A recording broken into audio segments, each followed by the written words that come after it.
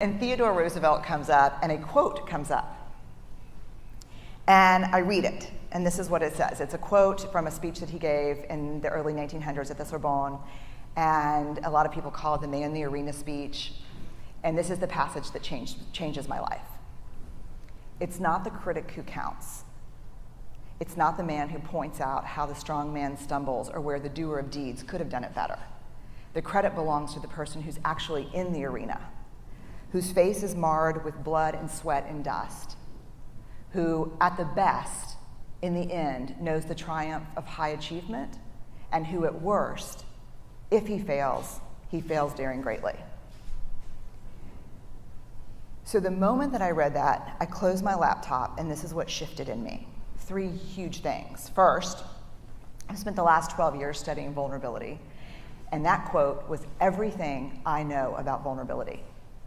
It is not about winning, it's not about losing, it's about showing up and being seen. The second thing, this is who I want to be. I want to create.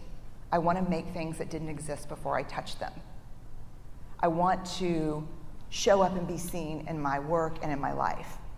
And if you're going to show up and be seen, there is only one guarantee, and that is you will get your ass kicked. That is the guarantee. That's the only certainty you have. If you're going to go in the arena and spend any time in there whatsoever, especially if you've committed to creating in your life, you will get your ass kicked. So you have to decide at that moment, I think for all of us, if courage is a value that we hold, this is a consequence. You can't avoid it. The third thing, which really set me free, and I think Steve, my husband, would argue has made me somewhat dangerous, is kind of a new philosophy about criticism, which is this. If you're not in the arena also getting your ass kicked, I'm not interested in your feedback. Period. That's it.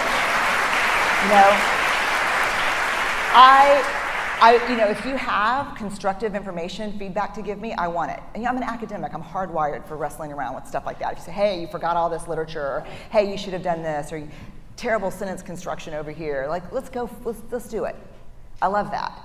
But if you're in the cheap seats, not putting yourself on the line, and just talking about how I could do it better, I'm in no way interested in your feedback.